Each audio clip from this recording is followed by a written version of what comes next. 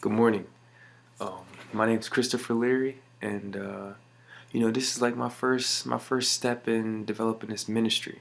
And I feel as though as Christians, we should all have a form of ministry in ourselves to which we tell people what we've been through, what we're going through now, and glorifying God. Because when we realize that He died for our sins, we kind of place Him at this foundation of our lives, and we can lean on Him for what we really need to accomplish and what He's called us to do. We can't do it on our own anyway. But so this is my first time starting this ministry, so if it's a little choppy or if it's a little unprofessional, just live with me a little bit. It's my first time. I promise you it'll get better, praise God. But I want to start this off with a daily devotion, and I get these to my phone. I have two apps to which they give me daily devotions, and it's pretty humbling. They'll kind of set me up. They'll bring me up, and sometimes they'll check me like, "Hey, glorify God, humble yourself." And well, this one's titled "A Liar," and it's 1 John 4:20, and I'm gonna let you guys hear this.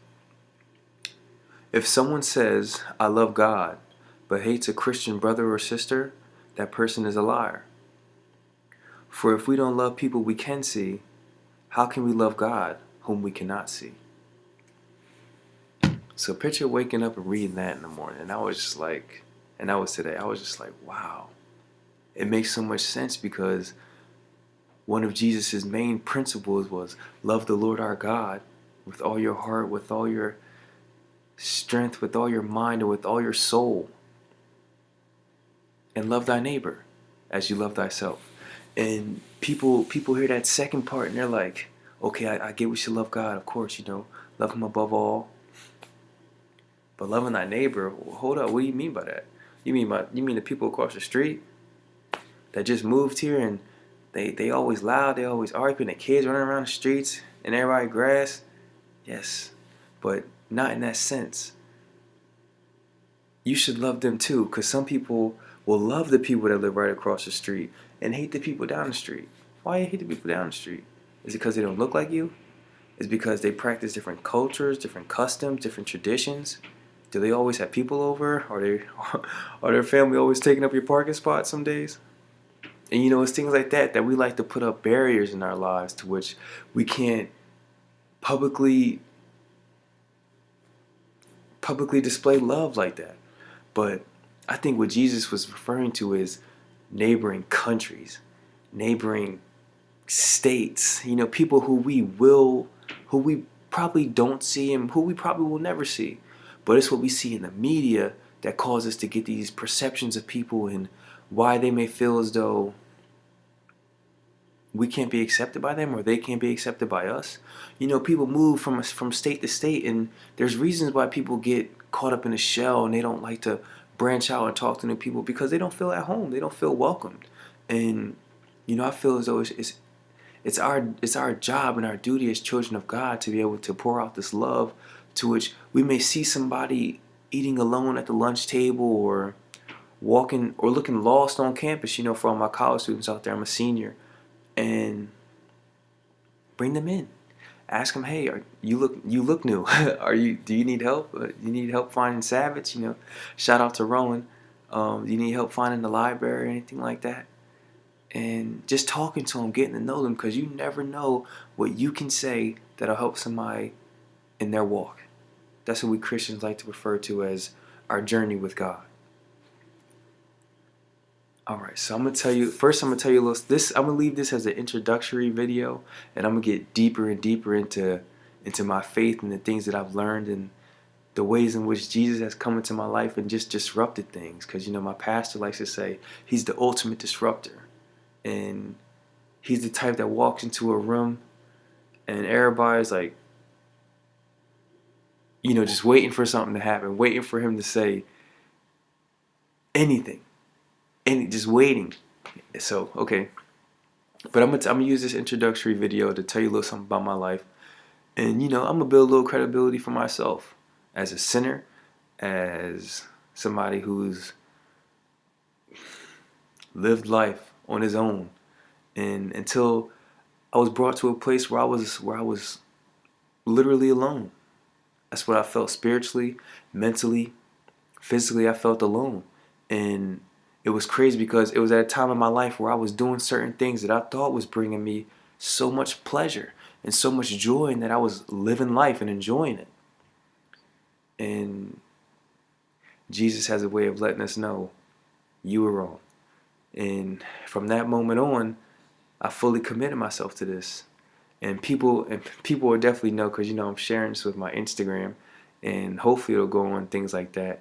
But a lot of people truly know me off my Instagram. I don't follow that many people I don't know.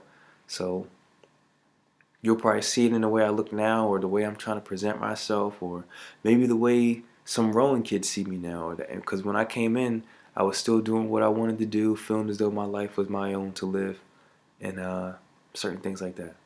But like I said, my name's Christopher Leary.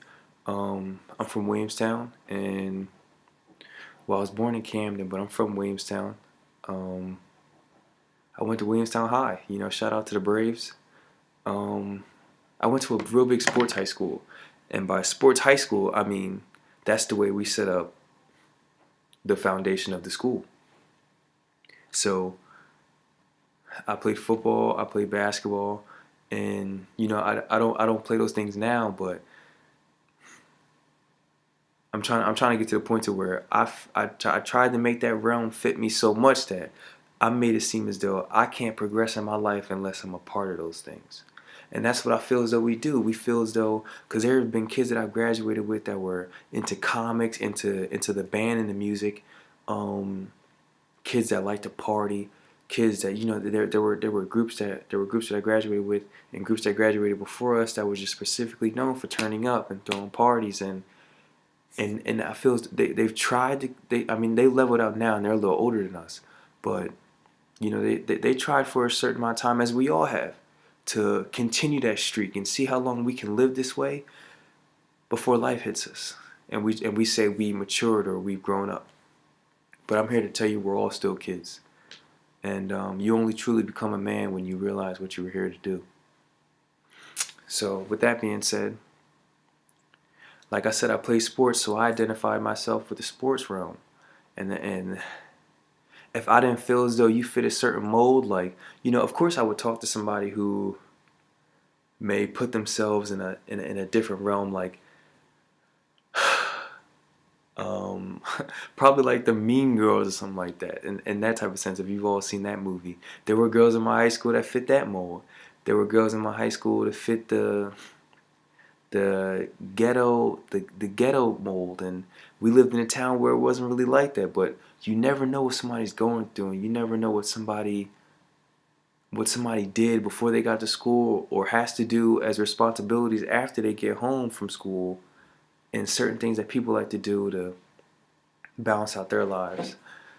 So with that being said, my high school was a great experience. It taught me a lot about myself, although it didn't really tell me anything about myself in that sense. It took me getting to that point of desperation to which I had to find Jesus, and he put my life into perspective, because in high school you'll see the trends and you'll constantly follow them because it's what you know and what you think you know and what the media puts in front of you. To be honest, I barely watch TV anymore. I thought I loved basketball. I thought basketball was life and all this stuff. I would try to classify myself as a hooper, but it's not what we were here to do. Basketball is fun. I enjoy it. I love to play around with my friends. I'm even a part of the club team now. I'm not sure how much longer I'm gonna be a part of it.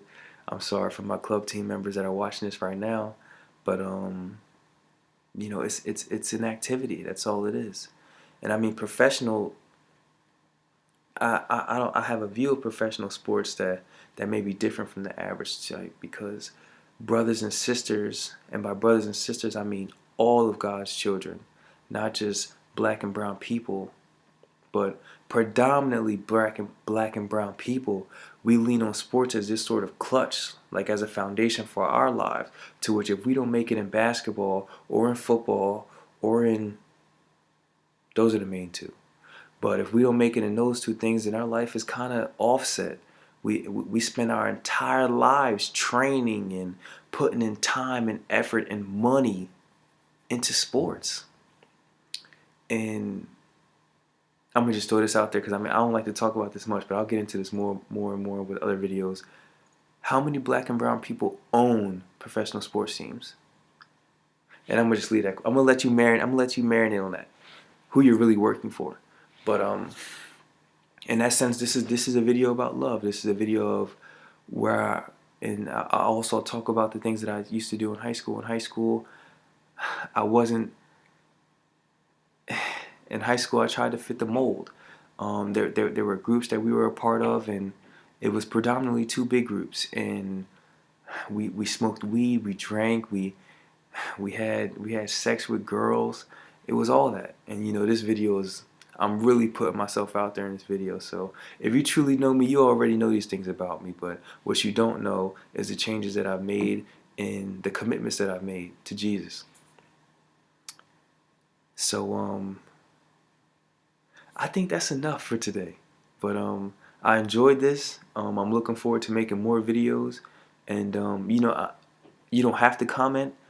I know just by me putting it out there and just having somebody look at this is it'll be good for me, because I hope that you can see yourself in the things that I've done, the things that I've committed, and you'll make that change as well. Because I'm telling you, when you find out what you were here to do originally, before certain things put things in your mind that, oh, I don't think that's for me. I think sports is the way to go. I think homosexuality is the way to go.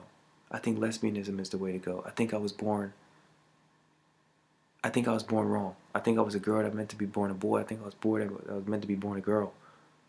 Before all these things of identity confusion, things like that, no offense to those who are. But that is not how we were born, and that's not how we were made. But with that being said, I'm gonna just close with, you know, but if you do have any comments, let me know, because these topics will get personal and they will progress. So I'm ready for this. I hope you're ready for this. And you know, let's just glorify God with everything that we do. If you're not glorifying God with what you're doing, then who are you glorifying? That's the last message I'm gonna just leave you with to marinate. I love leaving, you know, I love to let it marinate. And if you know me, then you know I say that saying a lot. You know, just let it marinate. In the class, let it marinate. And by marination, I mean, you know, before you cook chicken, you season it and stuff like that, and you let it get embedded inside of it. You let that chicken get good. If you don't marinate your chicken and you just bake it or you fry it, you're gonna eat it. It's gonna have no flavor. No flavor. Throw that thing out. Who cooks with no spices and no sauces? And you know, it's just, I just hope you're ready to live this, and I'm happy and I'm proud that I can help you in your journey. So with that being said, you know, have a good day, and peace and grace, and fight for justice, good justice, in Jesus' name.